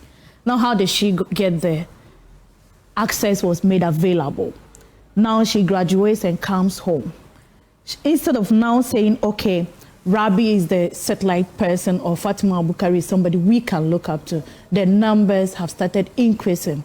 And when you look at it long term, we are going to have more productive young women coming from the north and other parts of the country that would help in the growth of this country. And that is also zeroing to the economic growth of this country. Now, when we also look at agric, we did our best. We looked at irrigation farming. Even extension service officers from 2016, when we had about 2,000 extension service officers, and then it was 1:700 farmers, one officer to 700 farmers. Today we can say that has increased to over 4,000 extension officers in the country. We can as well look at other areas. My point of sustainability is, yes, you are resetting, you want to reset. The speech, just like Prof said, Professor Sari and then Professor Abuchi said, gave some hope. However, are we going to end it there? Are we going to see this current government doing what we call continuity of the good projects or programs that the government had rolled out? Because if you say, because I didn't start it, And a clear example is the Tamale International Airport. They ended up making runways, aprons, some lights on it, and all that, saying they had secured some funding to continue. Unfortunately for them, they went out of power. We came to continue. And when we even started it, that was the only time we started hearing what legacy project, legacy. But of course, that should have also been a plus for President Nana Addo Dankwa Akufo-Addo and the government entirely. Because if somebody had started something good, then you come to continue, then it says that you are really doing good to the country. Prof. Asare got a bit carried away by most of the things the president said, talking about transparency, truth, aura, and all that. Yes, it's good. But I want to humbly tell him I like where he ended on the action thing. But I want to say, yes, he should actually give them some space. So we should be optimistic, but a little doubts would also help us. Well, he was cautious. Yeah, I saw that he was. He made a point. And for those of us listening to him keenly and carefully, we could see what he was talking about. The advantage General Mahama has, having gone for a vacation and returned. And he speaks about Akufo-Addo, for example. Akufo-Addo came in, and civil society were doing their job in criticizing him. He looked at them in the face, called them to a meeting at the presidency, and said, I have ministers and whoever who are even better than some of you. So stop what you're trying to do. You don't know it all, and so on and so forth. You know, that kind of thing. And he's coming from a certain place. That made me to agree with his points of action, his expectation. And he killed it by saying he would go back to get his pen when they start to misbehave. Now, I want to even expand that to what other Ghanaians also feel. The NDC came to sign a social contract with Ghanaians with a clear direction of 24-hour economy, with a clear formation of 1:33 or 1:3. Now, the statistics I have with me says clearly that as of February 2023, the public service employees that we had in this country was about 688,000. And then someone would tell you, even by close of 2024, we had moved to about 800,000. That is it. Now, the expectation is so clear that and huge that with this 800,000, granted we are even using the 800,000 figure, by the close of 2026, the young person who listened to the formation or the equation that was given 133 is expecting this figure to triple. Because if one job is to give you 3 employees, so we would have had times 3 of 800,000, which would have given you about what? 2.4 million Ghanaians getting new jobs. So that is expected. All right. Also, Samson, light is something that Ghanaians do want us to keep on. Right. And unfortunately, during the inaugural service, when the ceremony had finished, we had a minister designate currently, a brother of mine who has been around for some time in energy, coming out to press the fear and panic button, which I find very much needless at that time, because we had gotten the investor confidence back. We had gotten people who had their eyes on Ghana. We had John gotten Jinapor people is on the transition team who followed. Energy. Yes. As you can see, he's been appointed to go there as a substantive minister. So if he has seen that there are problems with the energy sector and that you were supposed, the NPP regime was supposed to have made some procurements for the purposes of keeping the lights on, and it wasn't done, and that it will take about, is it 8 weeks or so to have these things done, and he's telling the public, what's wrong about that? Samson, with all humility, what I want to say is that he was there. He was a member of the committee. Instead of focusing on issues of his interest, with the real fact that the NDC is coming out of doomsday history, what I personally expected was clearly that he would be much interested in what goes into the transition processes concerning Okay, energy. the president says there will not be doing so. They have taken ask. the steps that have to be taken. He had questions and to this ask. will not happen. So thank you very much. Let's come to Joyce. The elegance of yourself and Samira is highlighted by Rabi, but the elegance, of the vice president is what attracts the attention of some of my viewers. Kweku says that can Hajia just not commend the organization of the inauguration without trying to take some credit for the NPP? They learned it from and us. How did she only see the beauty of Samira and not the vice president? Even that guy like me saw the matching handbag of the vice president vis-a-vis her beautiful dress. For once, can our politicians put aside partisanship that we all are tired of? Yes, Joyce. Well, certainly a very good morning to everybody. It almost sounded as if Rabi has been talking like the whole morning, really. And let me very quickly state very, very succinctly that I loved something about the inaugural speech for a fact. It is a preamble, the opening, where President John Dramani Mahama actually says, "Our Father who art in heaven, thank you for giving me this day, a day that offers me, your humble servant, a unique opportunity to reset Ghana."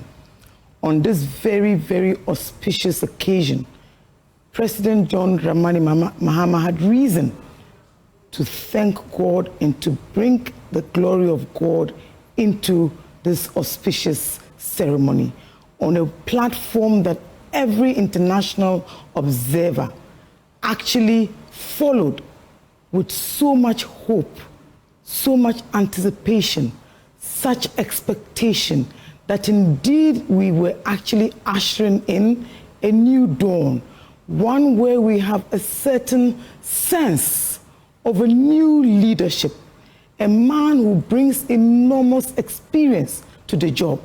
I believe that a lot has actually been said already about President John Dramani Mahama's experience. A lot has also been said about this overwhelming endorsement, which clearly communicated also an outright repudiation, a total rejection, a referendum on the NPP administration led by President Ado Dankwa Akufo-Addo, and every single Ghanaian, at least majority of us, were telling them in very clear terms that this is not the governance that we were expecting, and that 8 years down the line, we thank you for at least putting yourself up to serve us, but no thank you. And certainly no thank you to your handpicked successor, former Vice President, Dr. Mahmoud Bawumia. I am certain that God continues to work in the affairs of man. I believe that at this moment, we cannot but all be agreed, let's be adidem, that the raison d'etre for which new leaders are elected to serve us is because we want something refreshing. There's very few things that we can all, literally, there are few things we've never seen before. Everything we see now is actually a reinvention of what exists. It's actually innovations on what we already have. Look at the choreography. Look at the production. You can see that everything was intentional. Funny that Mr. Mahama's attire, his apparel, the agbada, has become such a huge sense of a rallying call for all of us. It symbolizes our hope. It symbolizes our aspirations. And when you actually walk into President Mahama's home, these symbols are actually on a wall in that house. I'm sure that many people have not noticed that he actually lives by the emblems and the symbolism of these Edinkra signs that we have. And when you look at his cufflinks, that's another thing that he wears all the time. They are actually all carved in these symbols. The beauty about the outfit is that it was curated to reflect a man of deep introspection. If you know President Mahama personally, and I'm delighted that Professor Kweku Asari mentioned that he had actually sent him a memo, and every time he sends these memos, he'll copy me in them. And you'll be surprised that you'll walk in and Mr. Mahama is waiting to have a conversation about something that he received from Prof. and the viability or otherwise of it, or that I'm adding on this and maybe tell Prof, this is what I expect to see. You know, there is a quality about President Mahama. It's his ability to interact with persons from all walks of life. And it's the fact that he also surrounds himself with enormous talent. You will be surprised the objectivity that he expects from those of us who work very closely to him.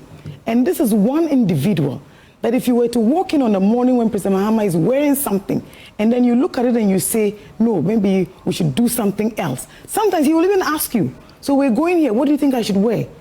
You know, this is a man of enormous thoughtfulness. I am delighted that God also granted him a second opportunity, another window to step onto this seat of government. And let's see just how differently he intends to lead this country this time. Ghanaians want leaders who come in to serve them. Ghanaians want leaders who exhibit compassion. Ghanaians want to see a leader who also exhibits a sense of sensitivity to what they expect. But let's look also at the goodwill that heralded this new dawn. The numbers of heads of state from Africa and beyond, the conversations in the United States of America by the outgoing President Biden administration about who should represent them at this particular inauguration, the conversations from the United Kingdom about who should represent the Prime Minister of the United Kingdom, the many prime ministers, vice presidents, envoys, and what have you, who thronged this, Black Star Square on that auspicious occasion. And the beauty about it was the resplendence, the reflection of our Ghanaian aspirations, how this symbol of, a belief in a better time for you, that was actually encapsulated and beautifully reflected on Mr. Mahama's attire, actually spoke volumes. The presence of his wife, the First Lady, Her Excellency, Madame Lodina Dramani Mahama, their lovely children who were all there now, all adult children, and indeed, the patriotism, the nationalism. And I love how President Mahama landed. He said that this beautiful country of ours is open once more for business. Note that in the 4 thematic areas that he spoke to, the first thing was to do with the fact that we ought to re-look at our microeconomic issues, an economic restoration, not an economic reset only, but an entire restoration of what the economy needs. A presidential office whose budget approved by Parliament is in excess of 2 billion Ghana cedis. It's against the poor Ghanaian citizen who elected them into office. A large-sized government of well over 120 ministers and other appointees and counting. A system that actually rewarded just about anybody and everybody, save the people who elected them into office. On this particular auspicious occasion, we had talent like no other. And when I speak to the talent that the NDC has, there is a certain legacy that President Mahama will be leaving our democracy. It is in the numbers of young people that his whole time in politics has also inspired. Note the numbers of volunteers, the many youth, the many women, and this campaign actually was powered by the women and the young men of our great party. And look at the map of the election. There is no region in Ghana where the NDC did not receive support.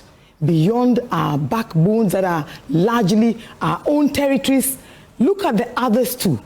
The Western region is a new entrant where we won the majority of seats. The Central region, the most progressive thing that has happened in the last few years is the fact that for the very first time, Ghana has elected and sworn into office a female vice president of the Republic of Ghana. And you see, this is not just tokenism. This is a woman of many firsts. And I call her Nana Sipe because she was also a former senior prefect of the Girls High School. Nana comes to this job with enormous goodwill, with many accomplishments both locally and internationally. A great story of inspiration, of motivation, a reason why we believe that women can. And a few days ago, I had a fantastic opportunity to see our father, the Yagbonwura, when he called on President John Mahama. And his bodyguard was female. And in Gonja, we call them Mbonwura. So now I'm even wondering what the converse is when you have a female bodyguard.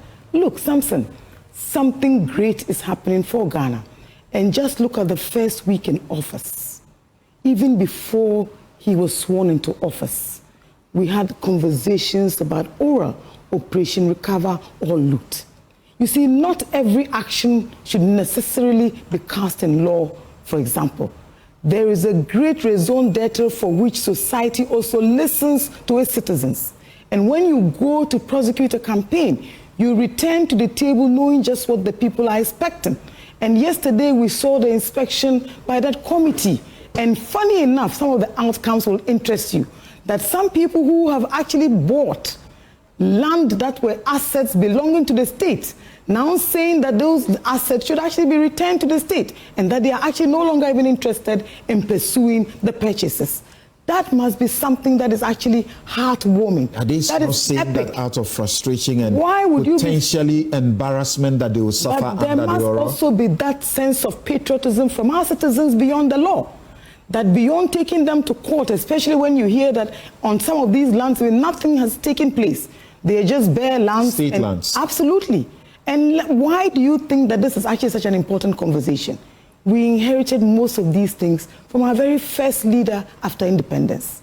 Over 60 years later, why should we allow an administration that comes into office for 8 years to literally partition everything that we hold dear and split to persons of great interest in their political party? This is something that every citizen of Ghana, Samson, is actually very interested in. And be that as it may, take all the legalities aside, people want to see a president deliver to their satisfaction. You see, look, we serve at the pleasure of the good people of Ghana. The best thing about this election is that Ghanaians have told us that our nascent democracy has probably come to stay. That even though there's a lot of apathy between our young people and what democracy actually offers them, a hungry stomach knows that if I can change this leader, something better would happen. An unemployed young person seeing the many people gratuitously living in the corridors of power at the pleasure of President Akufo-Addo and his family and friends members, and allowing a few people to feed fat on what should belong to all of us. For the very first time, we also have an inaugural speech that had no slogans, that actually reflected the reality of what is at hand, that spoke about a very difficult economic environment, that spoke to the challenges with hardship of the ordinary Ghanaian citizen, that now the Ghanaian citizen has actually also given to President Mahama and Professor Nana Jane Opoku-Agyeman a great number of members of parliament.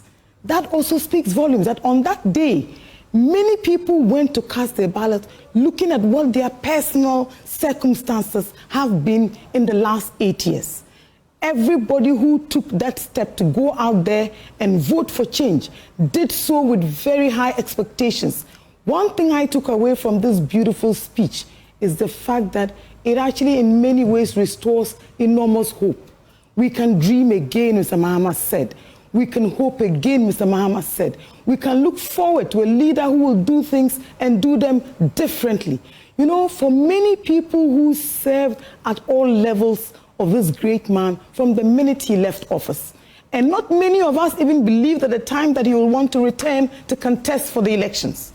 But for those who believed in that vision, we believe that a time will come when many people will realize that Ghana needs a leader who will also be sincere, a leader who will be compassionate, a leader who will not come to enrich himself or his members of his family, and a leader who will also try very hard, okay, to actually express to the people in ways that we probably have often overlooked, that there is also space for others other than myself or my appointees. And he's told us, if you are going to be my appointee and you're going to come into office to continue with the arrogant posturing of the S1 administration, you have no place in my government.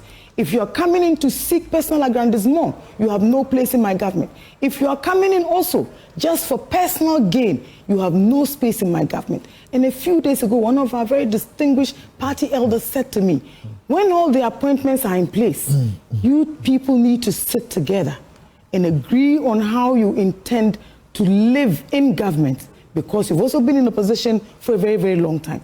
But there must be discipline, and the discipline, Samson, must be demonstrated. And President Mahama spoke about something in the inaugural speech, and that he will expect that there will also be a quid pro quo of sorts, that I am willing to deliver for you. I have Nana in place to deliver for you, but you must also join me.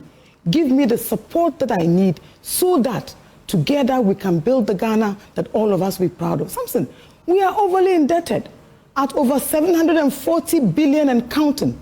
We have actually been locked out of international markets. We no longer have all the investors that we used to boast of. They've all left, and all we have now are awards of huge international arbitration courts, and everything goes against Ghana. What we are looking forward to is a very modest administration, okay? In outlook, in stature, in everything. And the office of the president, is that why you are not spending on the president's portraits? Let me tell you something, Samson. You see, there are many avenues for corruption. Okay. And corruption has become systemic, is endemic. You see, when there's extreme nepotism and extreme partisanship, note that corruption actually flourishes in many ways. I have worked in the public service before, and believe you me, all these little things, production of diaries. You remember the very public issue about diaries. You remember the issues about even portraits of the president, for example.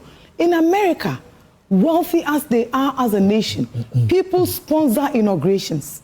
And of course, this is one of the great suggestions that we received, but of course, time was of the essence, and it was very close to the occasion. So yes, we couldn't take this on board. But of course, I am hoping that in future, these are ways that we can explore also to even involve largely the private sector.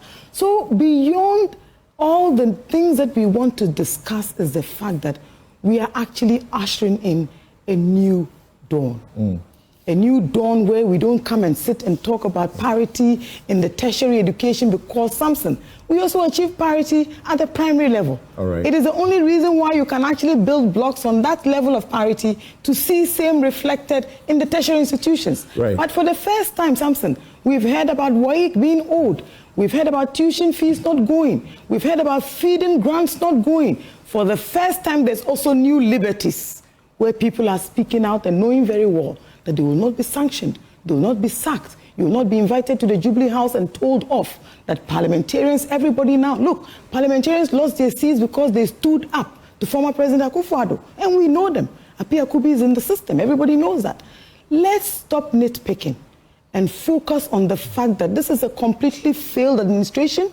Certainly they did their best, they tried very hard, but corruption literally probably undermined everything that they assumed that they were doing. Keeping the finance minister in office for way beyond his welcome was another thing. Refusing to listen to the same people. Look, all of you here, Samson, and I never stop saying this. You gave President Akufo-Addo enormous support before he was sworn into office. That's fact. The many interviews you granted him and then Vice President Baumia were the reasons why they were propelled into office with the level of numbers of votes they got. At the time, they called it an overwhelming mandate, and so they could do everything beyond aid and beyond what? All of it just empty words. The first special prosecutor, the Special Prosecutor Act. We heard so many things. Look, I am delighted also that President Mahama has demonstrated in the first few days of coming into office. The first thing is that there will be more action and less talk. So let me introduce the preparatory team of Oral on the sidelines of the transition work. Let me also be sure that I set up a committee that will actually start preparing towards what? The National Economic Dialogue. Let's look at the sectors such as energy, because we need to keep the lights on. And indeed, when we told you that we now had a sustainable solution to power distribution challenges, they were arguing there's excess of power, and there's this and there's that. They inherited the energy sector levy. They capped it to borrow. Today, we are saddled back in debt, and we need at least $90 million. You heard the instructions from WAPCO, for example, that they couldn't even carry on routine maintenance because government wouldn't pay, and government said, hold on. You see, these are the things that I say, that once they leave office, you will see the full length of the snake. All right. And for the many legislations that we speak of, the reality is that, Samson, life must also be about the people, first and foremost. If you create jobs, and I love the fact that special mention should be made of Mr. Guzitano, who will be overseeing the whole exercise of the 24-hour economy, 24-hour economy and jobs. I love the fact that we just received this constitutional instrument also, reducing drastically the amorphous size of government from 30 ministers to 23. Fantastic. 23. Absolutely. That together, if there is a deputy minister each, that will bring us to 46 ministers. Absolutely. And then the 16 regions, that will take us to 62 ministers. The promise is for 60 ministers. And I love one thing. Don't forget that they promised 50. So please don't start jubilating. Equalization is not the next thing I want to speak about is there is a clear commitment, okay, to do things differently.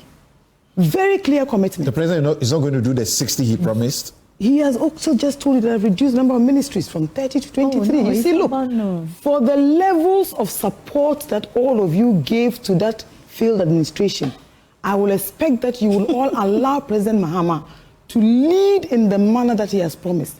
And I love what Prof just said, that in whatever we do, we must first and foremost commend the activities and actions that have been clearly so well communicated to us. And you are not suggesting that this is a question I shouldn't ask. He promised 60 ministers.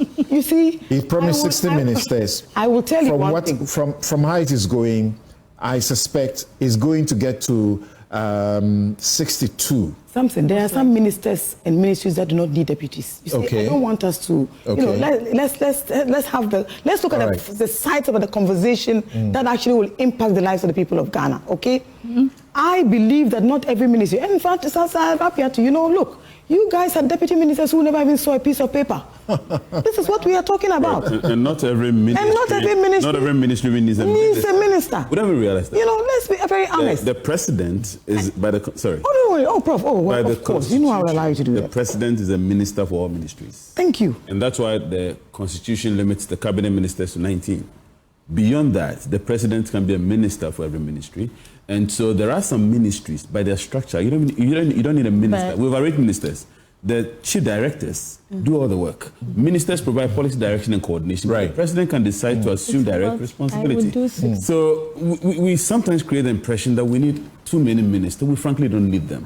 So I'm just, The promise is very simple, okay? 60. That I will run a lean and very efficient and effective government. And I believe that is what Ghanaians want to see at this time. The commitment has actually been clearly exhibited. And I believe that I will actually laud the speed with which these decisions are being made. And let me also say something. There is one beautiful thing about having new leaders, okay? Is that you can hope again. You can dream again. The young people who are actually just waiting to japa, struggling in the queues under the sun to get visas to leave because everybody who is not associated with nepotism cannot find a job. Thank you. But something, let me land. Let me land because of something that Rabbi said. You see, even as they have lost so abysmally, they still want to argue with the good people of Ghana. Never take the Ghanaian citizen for granted. And never take for granted a hungry and angry man. I know that over the last few years, President Mahama has had time to reflect on his time out of office. I also know that he actually comes in with enormous goodwill. And let me land by saying, may the hope and aspirations clearly provided in this inaugural speech and the hope and aspirations clearly put and curated beautifully on his outfit, may the goodwill that the good people of Ghana have actually given to him, and with the level of appointments that have already been made, I do know one thing, Samson, that with the help of God, Ghanaians can hope again. But for those who put up that world-class production, Mr. Standugbe, Event PR, the Mahama media team, the many young people in all the committees, right down to the ushering, I believe they did a fantastic job. You know, Right. Stan has enormous Thank talent. you. Now- It was the first time I actually saw that there was a whole architectural design to what Joyce, should thank you. actually I need to be move on to this someone platform. else. And let me go to Oliver here. Your highlights, and I suspect that you also be interested in the Burkinabe leader and what happened at the event. And Rabi was just talking about the fact that President Mahama was holding him, and I was pointing to her that he's not the only one the president held when they exchanged pleasantries. The president held Baumia and others as well. What are your thoughts? Let's hear you. But let's be clear about this, that if there's any platform that gave blind support to the previous government, it was not this platform. Every move of theirs was checkmated. We questioned when we had to, we criticized when we had to. We were hated, we were disliked, but we did it. We'll do the same to this government so that they will live up. Yes. I must say I joined the views of Professor Bochi and Joyce as well on the intentionality of the event. I think the intentionality of the individual himself flowed into a lot of the things that we saw, and I think this is what we want these moments to reflect, and I think it is a nice feeling to watch and be appreciative of. But also on the point that I joined Professor Bochi is that we should not take the transition for granted.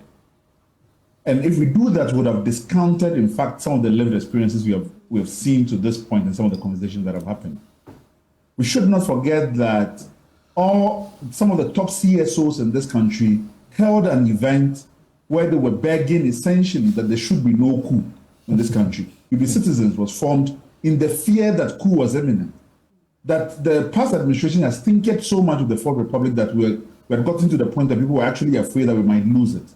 So it is significant to breathe again and to breathe in terms of what we saw. But it's also for me a last gap attempt to believe in the Fourth Republic. And Ibrahim Traore's endorsement or whatever it is that we saw there is, in fact, I like the contradiction that happened there. And I think, Kwesi Pratt mentioned the stark reality that democracy must justify and deliver on its own goods for people to accept it. We can't just preach to people. So it's a reminder of sorts that was necessary, and it's important that the president also noticed it and commented on it.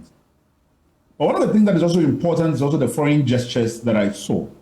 That the president, then elect and now president, was very intentional about these outreaches in repairing Ghana's relationship with its neighbors, in Ghana's stance against in Africa. I think that was overwhelming, the message that we received and that was responded to. I think that is important. I mean, as somebody who has worked at the foreign ministry myself, it's something that I look to, and I think that the body language vis-a-vis our neighbors in particular is changing from some of the things that we saw in the previous administration that I didn't like. This is one of the reasons why I was surprised again about the conversations around Traore. Yes, I admit that a gun is jarring, but we have to contextualize it as well. I understand that this is something that receives deterrence, but most importantly, Burkina Faso is a nation at war. And so the president is a wartime, the head of state, there's a wartime head of state. And so the appearances and how they put themselves together reflects a nation at war. And for me, it's not a big problem. And if those are concessions that we'll make in order to repair our relationship, in order to bring back the folks in IES back into ECOWAS, it is important we do so, we set the tone clearly. I must say something here which is important. Somebody like myself who has lived and studied in Morocco for a long time, I was dismayed to find that the outgoing president on the eve, on 6th January, we withdrew our diplomatic recognition of the Sahrawi Republic and threw away over 60 years of Ghana's foreign policy on a whim and put the incoming president on effect before a fait accompli. I think it is irresponsible. It discounts the fact that the Sahrawi Republic is a founding member of the African Union. It discounts the fact that the Republic, in fact, the AU has issued legal opinions and statements on the issue, and I think it jeopardizes the roadmap to peace in the region. And I'm hoping that whoever is appointed foreign minister can find ways towards repairing and reversing that gesture, which is unfortunate. Is that the state or country that's had meetings with the vice president? No. So this is the Western Sahara. Okay. The vice president had met with Israel and Liberia, and then subsequently with the Palestine. But in fact, and what is actually interesting about this is that I have been watching some of the blogs in Morocco. The conversations which were being portrayed is that it's the new president who has done these acts and not the old one. So somehow I don't think that this is, and I think even I had a conversation with Bombandi on this, that I don't think that this is inadvertent. That is something intentional about what was done on the eve of transition, which I think is unfortunate. The speech itself, look, I'm a speechwriter myself. I love the flow of it. I like the fluidity of it. I think it was really easy on the ear, and I think a lot of it worked with it. Now, with the content of the speech, the first time that a speech in the Fourth Republic is talking about constitutional reforms on that I have seen, it's an important indication about the need to mature our democracy that I think it is important to take note of. I like the emphasis on the climate agency as well, the question of the environmental degradation we have seen in this country, and the need to reset our relationship with the environment is one that we must talk about. I find I was a bit dismayed that even though the four priority areas talked about macroeconomic environment, investment environment, in fact, the real environment itself is not highlighted as a priority. But I do hope that when you're talking about governance, that the question of our relationship with our environment is also reset, and that our waters and our water bodies can breathe again. Now, the thing that there's no denying that the theme of reset ran through the campaign, and we can find a nice synergy also in terms of the speech. And I'm hoping that that language of reset and unpacking as well is brought to the priority areas. For instance, in terms of the economic reset, I don't want it to be about macroeconomic data. The NDC historically is a party on the left. The left is instrumental it's always about the people's relationship with the economy. So it shouldn't be about the market. It must really focus on prioritizing in a long and sustainable way the well-being of the most vulnerable. And I'm hoping to see that. Some of us who are on the intellectual left will continue to hold the NDC to account on those commitments as well. When it comes to the business environment, a lot of the times when we talk about investment, we are overly focused on the foreigner, and that we are constantly putting our economy in perpetual audition for the foreign investor, and we forget to prioritize the Ghanaian businesses. This country must grow by its own industry. This is the time that we give the Ghanaian business a break. That in as much as we are looking to make our economies friendly to the outsider, it must be first responsive, and we must stop offering crazy incentives to foreigners, and must find ways to ensure that Ghanaians are in charge of our economy. Governance and constitutional reforms, I don't want to go into it. I think that because there's a lot of conversation to be done there. But if we must do it, we must do it in ways, again, that center people. And this means practically that districts cannot be sidelined in favor of party structures, that we must focus on decentralizing power. We must focus on how we can ensure inclusivity in decision-making processes, and bringing in those who we consider to be dissenting voices.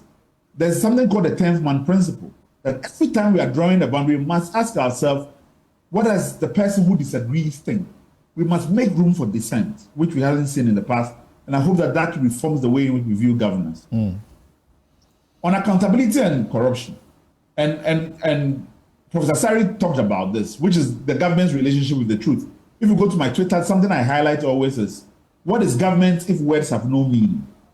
For me, there's a ethical obligation of the highest order for us to be told the truth, no matter how bitter it is. And so if it takes a minister designate for energy telling us on the eve of inauguration that we are 6 hours away from the likes of, that is the truth I want to see always. There should be nothing which we should feel the sense of hiding or feel the sense of downplaying at any point. Give it to us straight and narrow. We are mature enough, we can take it. So, I mean, grossly, that's kind of my sentiments around the event. So we will need to check that too, if that was a truth that John Jinapor spoke about, because we had done 24 hours and there was nothing, and the new government had not brought in, as it were, one barrel of what was needed. And at the time he complained that we're going to face this. So the president has started speaking about a number of things, including the order, the instruction to the IGP to investigate the killings. It's a big sigh of relief for some of us who have been talking about these things for a long time. And I agree that the conversation is not to re-engage the police, just to reinvestigate, but in fact to audit the fact that this hadn't been done. These are Ghanaian lives which has been lost.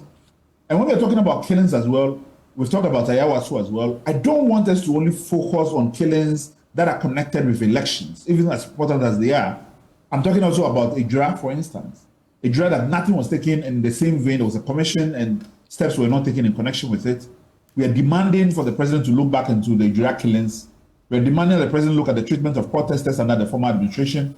We certainly at Democracy Hub are intending to petition Parliament on that and the presidency as well, that there must be an audit of the ways in which the police force and security services were weaponized against Ghanaian citizens.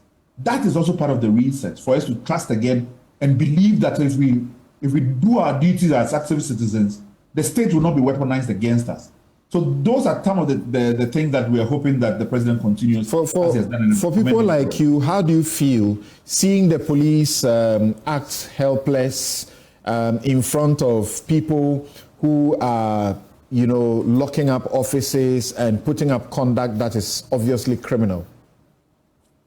It's strange to me that some of the things that have happened in the past are repeating themselves. That there's almost a sense of the police feeling castrated in the face of political act of violence.